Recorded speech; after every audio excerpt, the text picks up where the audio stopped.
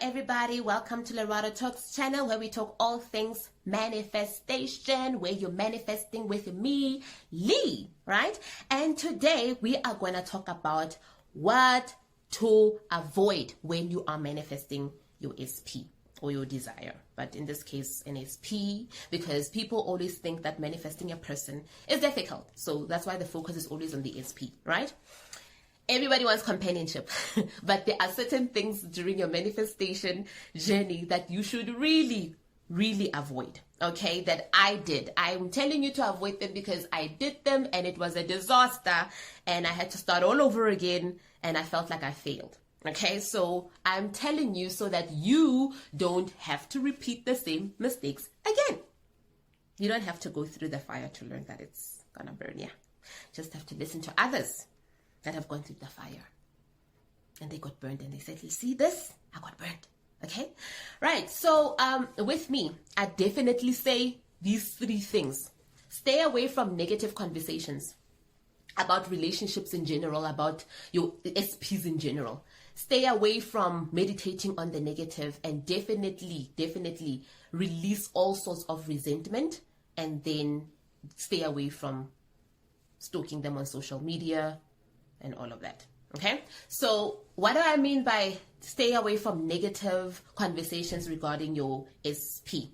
Look, you are out here doing something that people think is already crazy. You can't use your mind to get people, but yet again we hear that our lives are shaped by our experiences. If you spend a long time thinking a specific way, everything around you is going to give you evidence of what's been going on in here. So if you are changing the story about your SP, and you want your SP to show up as somebody that loves you, that's committed to you, that does everything that you want them to do to show you that they love you, and that's what you are busy creating, this beautiful script that's going to show up as your experience. And when you get out of the world and you talk to your friends about this particular SP, all you say is negative things. You are a negative Nancy, or a negative Nathan if you're a guy, right? So then you go out there, and when people talk about how bad people are in relationships, how cheating is the ultimate thing, anything that's negative about relationships, that you know, how people are always chasing in relationships, how people this and people that, when somebody treats you like this, you must walk away. You gotta walk away from those kind of conversations. You gotta protect yourself from those kind of conversations, because what you are creating in here and what is happening out in the world, they do not mix. They don't match. So you have to go into a place. You have to protect yourself from spaces that are going to infiltrate your thought process. Your thought patterns, your thought process are very important. You gotta protect it with everything that you have. You even have to protect yourself from your mind, from yourself, your own negative self-talk. All right. So when people are out there talking about negative things that go on in relationships and how you can't force somebody to love you and all those kind of things that are a bit opposing what the law of assumption is about, I'm not saying the law of assumption is about forcing people, but it's about you deciding how people show up in your world. How other people show up in their world has got nothing to do with you. You are concerned about how this individual shows up in your world, then they're your business if they're going to be a part of your life, right? You have to give them a particular script. And if you're going to focus on the positives about a person and you are really working hard, you know how difficult it is for you to have to affirm and get and impress your subconscious mind, reprogram your subconscious about this particular person. Yet when people are out there, when you're out there with your friends and conversations are going on, then you're out there, you adding, hey, it's really bad what's happening in relationships. I don't trust men. I don't trust women, blah, blah, blah, blah. What does that insinuate? What you're saying does not align with what you're thinking. And therefore, there's going to be a glitch there. And then you're going to wonder why it's taking long for you to manifest your specific person. So stay away from negative conversations and negative thoughts about a human being. When you're on your own, you got to listen to your thoughts. Listen to your inner conversations. All right.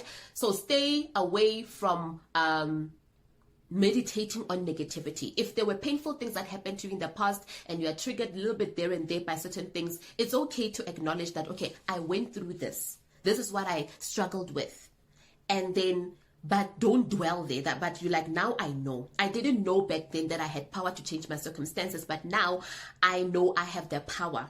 to change my circumstances. Because camping and feeling sorry for yourself, do it for 5 minutes, do it, okay? But get out, because now you are a different person. You've got different information. You don't always have to bring up all the bad things that have happened to you since you were in relationships, like I always used to do. And then I wondered why what I want doesn't even manifest. It's because of the stuff that I was thinking about when I was by myself. Right? So that has to stop. And the next thing that has to stop, that you gotta definitely try to avoid, is you stalking your partner's social media. I used to do that and I get triggered, and then I stopped altogether. Now I don't even look at the status. I mute the statuses. I would mute my specific person's statuses, because what if he's out there spending time with other people and he barely makes time for me? I'm gonna get triggered, so I'm like, I'm not gonna do that. I'm not gonna do that for me. I'm staying away from social media, honey. The way I am so good at staying away from social media, because of the experiences I had when manifesting my SB, I'm a pro at this. So I can tell you right now, just mute the statuses, restrict them on Instagram, Facebook, everywhere where you used to have them. WhatsApp, honey, block them from your statuses, block yours. Just stay away, okay? It's possible. Stay away, because you will see things that are going to trigger you. I'm telling you, at that time, you are in a very fragile state, and everything that happens around that person could be a trigger. Seeing them enjoy themselves without you, I used to get real bitter. I'm like, you are having fun without me? And here I am affirming for your head? So no, stay away from social media. It's the biggest trigger, you guys. I used to think I could handle it up until I couldn't, and then I just had to go on that thing of blocking everything, muting all the statuses, whatever, okay? And then the last thing, guys, you gotta let go of the resentment. Avoid, entertaining circumstances or people or environments that, or thoughts, more especially, that really leave you feeling resentment towards your specific person. Because when you are manifesting someone, it has to come from a place of love, not a place of anger and resentment and bitterness. It's gonna irk you up, and you're gonna want to give up on this whole thing, and then you're gonna manifest the opposite of what you want anyway. So you really have to let go of the resentment. Allow yourself to feel. If it gets too much and you just want to cry and you just want to write down your feelings, like, today I really feel awful, I would take down a pen and a paper and I start writing how I feel about it. And then afterwards I'm like, okay, this is how I felt earlier on, but this is how I want to feel moving forward. I want to change the script about, he no longer treats me this way, he treats me this way. He no longer ignores me, he now makes time for me. All right, so those are kind of stuff that I used to do whenever I feel like I was resentful towards this person. I'd have anger, especially when there was no movement.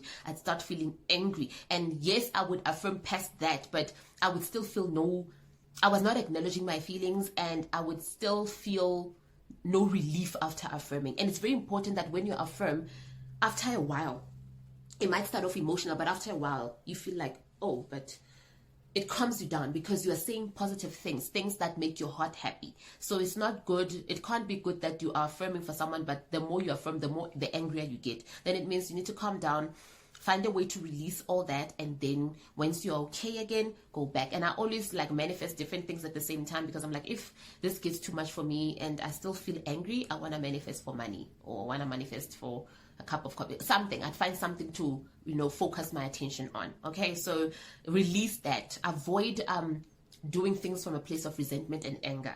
Okay, let those things out, and then you can continue with your journey. All right, so guys, those are the things that I would suggest you stay away from, or you avoid, when you're manifesting a specific person, because you want to make sure that everything comes from a place of love. I hope this was enough to motivate you to continue on your journey. Do not give up, and just take the tips and apply them, and you will see the results. I hope you liked the video. Don't forget to like, comment, share, and subscribe. I'll see you in the next video, guys. Bye-bye.